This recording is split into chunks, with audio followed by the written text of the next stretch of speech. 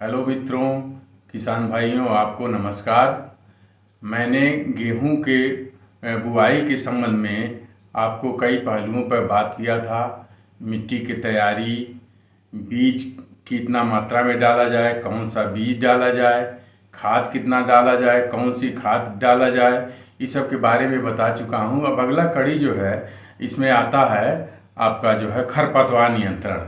तो खरपतवार नियंत्रण ये एक ऐसा पहलू है जो अगर आप समय से नहीं चेते, समय से ध्यान नहीं दिया, तो पैदावार में आपके जो है 10 से 40% तक जो है आपको गिरावट आ सकती है। तो खरपतवार नियंत्रण बहुत ही महत्वपूर्ण चीज़ है।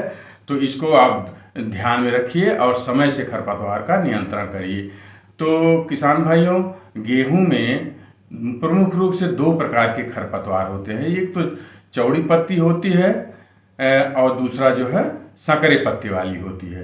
तो संकरे पत्ते वाले खरपतवार में सबसे मुख्य खरपतवार है आपका गेहूंसा, जिसको आप जो है गुल्ली डंडा कहते हैं। अलग अलग प्रदेशों में, प्रांतों में अलग अलग नाम से इसको गुल्ली डंडा, कई नामों से जाने जाते हैं।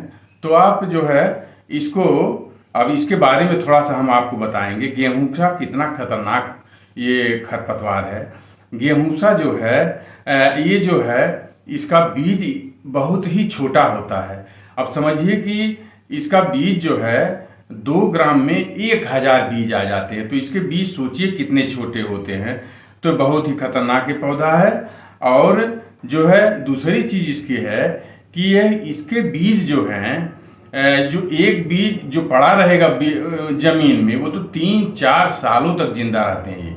कुछ उसमें से जमते हैं 1 साल, कुछ अगले साल जमते हैं, कुछ तीसरे साल जमते हैं, चौथे साल, इस तरह से ये 4 साल तक उसमें जमे रहते हैं।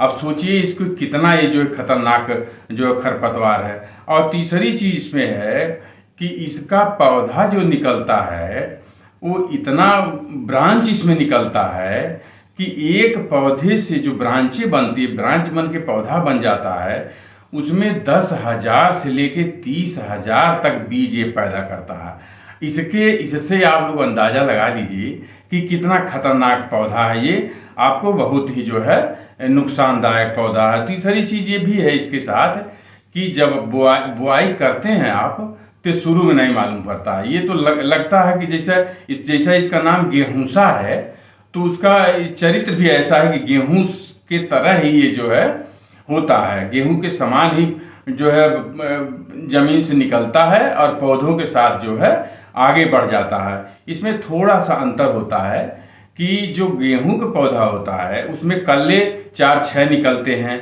लेकिन जो ये गेहूंसा होता है इसमें कल्ले आपको 20, 25, 30 कल्ले निकलते हैं, पतले पतले।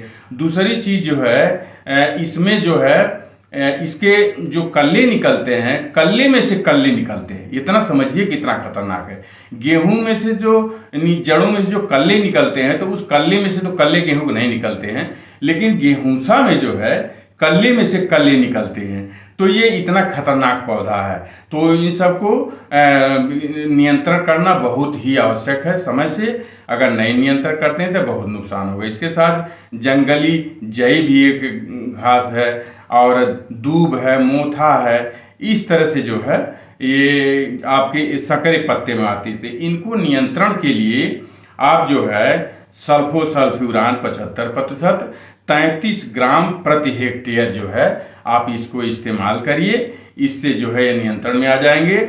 इसमें अलग अलग कंपनियां अलग अलग नामों से दवाएं बना रही हैं, जैसे आइसोकेयर है, वारेंट है, आइसोफिट 75 है, सरदार है। इस तरह से जो है ये अलग अलग नामों से अलग अलग कंपनियां इसको बना रही हैं। आप कोई भी आपके नज़दीकी बाजार में मिले उसको ले आकर के इसको डालिए। और ध्यान रहे कि ये दवाएं जो है इसकी पहली सिंचाई आप जब कर लें, उसके करीब 6-7 दिन, 8 दिन जब आपका पैर खेत में सहने लगे, तो उसको जो है आप हेक्टेयर में 800 लीटर या एकड़ में 400 लीटर पानी में मिला करके इसका छिड़काव करिए। तो ये हो गया सकरी पत्ती वाला।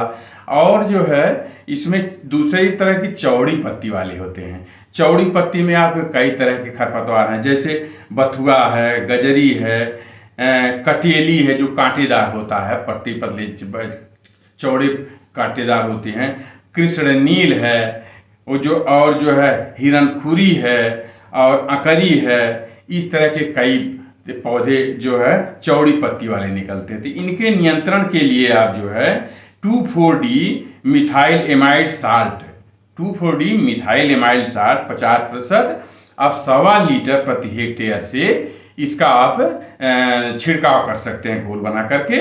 इसके अलावा आप जो है मेटासल्फ्यूरान 20% 25 ग्राम प्रति हेक्टेयर को भी आप इस्तेमाल कर सकते हैं इसमें। और दोनों को एक साथ अगर नियंत्रण करना हो तो उसके लिए आप जो है सल्फोसल्फ्यूरान 75% और मेटासल्फ्यूरान मिथाइल जो है ये 50% आपका 40 ग्राम प्रति हेक्टेयर की दर से आप इसको छिड़काव करिए। इसमें भी कई कंपनियां अलग अलग नाम से कई दवाएं जो है बाजारों में बेच रही हैं। उसमें से आप एक टोटल करके आती है और उसमें से शायद ये यूपीएल का ही है। टोटल आती है वो 16 ग्राम प्रति एकड़, 16 ग्राम लेकर के उसको, और 1 एकड़ में 400 लीटर पानी करीब में आप घोल बनाने का तरीका यह है, पहले आप जो है कम पानी में उसको दवाओं को घोलिए, 2 लीटर 4 लीटर में घोल लीजिए। उसके बाद ड्रम में फिर उन दवाओं को ड्रम में डाल करके आप फिर से बड़ा घोल बना लेके और जो है आप फ्लैट फैन नाजी से छिड़का करिए। इसका मतलब यह है कि फ्लैट फैन नाजी जो होता है उसका स्प्रे छोटी बूंद होती हैं, वो दूर तक फैल जाती हैं और हल्के बूंदों में पूरा फव्वारे की तरह से वो निकलती हैं। इस प्रकार से आप छिड़काव करिए। तो मैं आपको खरपतवार नियंत्रण के बारे में आपको विस्तार से बता दिया।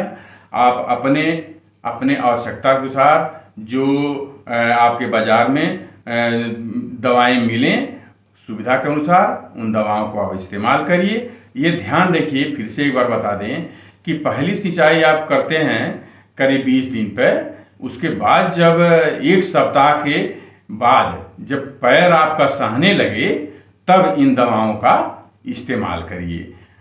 तो इस प्रकार से आपको मैं इनके बारे में बता दिया। और आपसे मैं आग्रह करता हूं फिर से एक बार कि मेरे जो YouTube चैनल उन्नत खेती ज्ञान को सब्सक्राइब करिए और लाइक करिए, बेल आइकन दबाइए और अपने मित्रों को भी शेयर करिए जिससे उनको भी ये लाभ मिले।